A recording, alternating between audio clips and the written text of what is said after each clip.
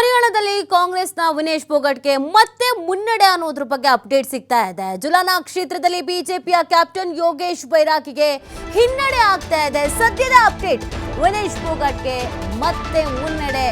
ಹರಿಯಾಣದಲ್ಲಿ ಮುನ್ನಡೆಯನ್ನ ಕಾಯ್ದುಕೊಳ್ತಾ ಇದೆ ಬಿಜೆಪಿಗೆ 50, ಕಾಂಗ್ರೆಸ್ 34 ಸ್ಥಾನಗಳಲ್ಲಿ ಮುನ್ನಡೆಯನ್ನ ಕಾಯ್ದುಕೊಳ್ತಾ ಇದೆ. ನೋಡಿ, ಹರಿಯಾಣದಲ್ಲಿ ಮತ್ತೆ ಬಿಜೆಪಿ ಮುನ್ನಡೆಯನ್ನ ಸಾಧಿಸ್ತಾ ಇರೋದು, ಕಾಂಗ್ರೆಸ್ಗೆ ಹಿನ್ನಡೆ ಆಗ್ತಾ ಇದೆ. ಬೆಳಗ್ಗೆ ಕಾಂಗ್ರೆಸ್ನ ಕಚೇರಿಯಲ್ಲಿ ಸಂಭ್ರಮಾಚರಣೆ ಮನೆ ಮಾಡಿತ್ತು. ಸಿಹಿ ಹಂಚಿ ಸಂಭ್ರಮಿಸ್ತಾ ಇದ್ರು. ಕಾರಣ ಕಾಂಗ್ರೆಸ್ ಅಷ್ಟರ ಮಟ್ಟಿಗೆ ಮುನ್ನುಗ್ತಾ ಇತ್ತು. ನೋಡ್ತಾ ಇದ್ದ ಹಾಗೇನೆ ಆ ಅಂತರ ಅನ್ನೋದು ತೀರಾ ಕಡಿಮೆ ಆಗ್ತಾ ಬಂತು. ಕಾಂಗ್ರೆಸ್ ಹಿನ್ನಡೆ ಆಗ್ತಾ ಇದೆ. ಬಿಜೆಪಿ ಇದೀಗ 50 ಸ್ಥಾನ, ಮ್ಯಾಜಿಕ್ ನಂಬರ್ ಆಲ್ರೆಡಿ ದಾಟುಬಿಟ್ಟಿದ್ದಾರೆ. ಕಾಂಗ್ರೆಸ್ 30 ಸ್ಥಾನಗಳಲ್ಲಿ ಮುನ್ನಡೆಯನ್ನ ಕಾಯ್ದುಕೊಳ್ತಾ ಇದೆ. ಕೊನೆ ಮೂಮೆಂಟ್ ನಲ್ಲಿ ಆದಂತ ಬದಲಾವಣೆಗಳು, ಬೆಳವಣಿಗೆಗಳು ಏನು ಅನ್ನೋದು ಈಗಿರುವಂತ ಪ್ರಶ್ನೆ ಆಗಿದೆ. ಯಾಕಂದ್ರೆ ಸಮೀಕ್ಷೆಗಳು ಹೇಳಿದ್ವು ಬಿಜೆಪಿ ಅಧಿಕಾರಕ್ಕೆ ಬರಲ್ಲ, ಆಡಳಿತ ವಿರೋಧಿ ಅಲೆ ಇದೆ, ಸಾಕಷ್ಟು ರೀತಿಯಾದಂತ ಎಡವಟ್ಟುಗಳನ್ನ ಬಿಜೆಪಿ ಮಾಡ್ಕೊಂಡಿದೆ, ಆಂತರಿಕವಾಗಿಯೂ ಕೂಡ ಪಕ್ಷದಲ್ಲಿ ಕಚ್ಚಾಟ ಇದೆ.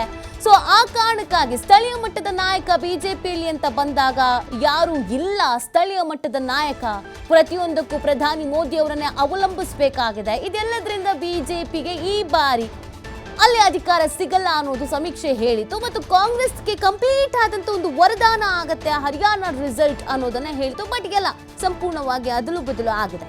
ಸೊ ಈಗ ಸಿಗ್ತಿರುವಂತ ಮಾಹಿತಿಯ ಪ್ರಕಾರ ಜುಲಾನಾ ಕ್ಷೇತ್ರದಲ್ಲಿ ಬಿಜೆಪಿಯ ಕ್ಯಾಪ್ಟನ್ ಯೋಗೇಶ್ ಬೈರಾಗಿಗೆ ಭಾರಿ ಹಿನ್ನಡೆ ಆಗ್ತಿದೆ ಅನ್ನೋದ್ರ ಬಗ್ಗೆ ಮಾಹಿತಿ ಸಿಗ್ತಾ ಇದೆ. ವಿನೇಶ್ ಫೋಗಟ್ಗೆ ಮುನ್ನಡೆ. ವಿನೇಶ್ ಫೋಗಟ್ ವಿಚಾರವನ್ನು ನಾವಿಲ್ಲಿ ನೆನಪಿಸ್ಕೊಳ್ಬೇಕಾಗುತ್ತೆ. ವಿನೇಶ್ ಫೋಗಟ್ಗೆ ಕಾಂಗ್ರೆಸ್ನಿಂದ ಟಿಕೆಟ್ ಸಿಕ್ಕಂತ ಸಂದರ್ಭದಲ್ಲಿ ಸಾಕಷ್ಟು ರೀತಿಯಾದಂತಹ ಆರೋಪ ಪ್ರತ್ಯಾರೋಪಗಳು ಆಗಿತ್ತು. ಅದರ ಜೊತೆಗೆ ವಿನೇಶ್ ಫೋಗಟ್ ಒಂದು ಹೋರಾಟದಲ್ಲಿ ಭಾಗಿಯಾಗಿದ್ರು. ಆ ಹೋರಾಟಕ್ಕೂ, ಕುಸ್ತಿ ಪಟುಗಳ ಹೋರಾಟಕ್ಕೂ ಮತ್ತು ಒಲಿಂಪಿಕ್ನಲ್ಲಿ ಆದಂತ ಕೆಲವೊಂದಷ್ಟು ಸಮಸ್ಯೆಗಳಿಗೂ ಎಲ್ಲದಕ್ಕೂ ರಾಜಕೀಯವಾಗಿ ಮಿಶ್ರಣವನ್ನ ಮಾಡಲಾಗಿತ್ತು. ರಾಜಕೀಯ ಆರೋಪ ಪ್ರತ್ಯಾರೋಪಕ್ಕೆ ಕಾರಣವಾಗಿತ್ತು ವಿನೇಶ್ ಫೋಗಟ್. ಆದರೂ ಕೂಡ ಎಲೆಕ್ಷನ್ಗೆ ನಿಲ್ಲಬೇಕು, ನಾನು ನಿಲ್ತೀನಿ ಅಂತ ನಿಂತಿದ್ರು. ಈಗ ಸದ್ಯಕ್ಕೆ ಮುನ್ನಡೆಯನ್ನ ಸಾಧಿಸ್ತಾ ಇದ್ದಾರೆ ಅನ್ನೋದ್ರ ಬಗ್ಗೆ ಮಾಹಿತಿ ಸಿಗ್ತಾ ಇದೆ. ಹರಿಯಾಣದಲ್ಲಿ ಕಾಂಗ್ರೆಸ್ಗೆ ಮೈನಸ್ ಆಗಿದೆಯೇನು ಅನ್ನೋದು ಪ್ರಶ್ನೆ.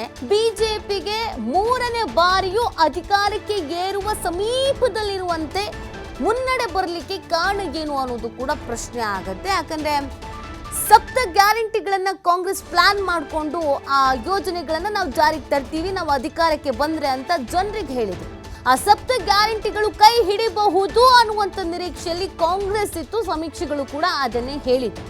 2014, 2019 ಚೇಂಜಸ್ ಅನ್ನ ಗಮನಿಸಿದಾಗ ಬಿಜೆಪಿಯಲ್ಲಿ ಲೋಕಸಭಾ ಚುನಾವಣೆಯಲ್ಲೂ ಕೂಡ ಹರಿಯಾಣದಲ್ಲಿ ಹಿನ್ನಡೆ ಆಗಿತ್ತು ಬಿಜೆಪಿಗೆ. ಸೊ ಆ ಎಲ್ಲಾ ಲೆಕ್ಕಾಚಾರಗಳನ್ನ ನೋಡಿದಾಗ ಅಲ್ಲಿ ಬಿಜೆಪಿಯ ವರ್ಚಸ್ಸು ಕಮ್ಮಿ ಆಗ್ತಿದೆ ಅನ್ಸುತ್ತೆ, ಅಥವಾ ಬಿಜೆಪಿಯ ಆಡಳಿತ ಹಿಡಿಸ್ತಾ ಇಲ್ಲ ಅಂತ ಅನ್ಸುತ್ತೆ.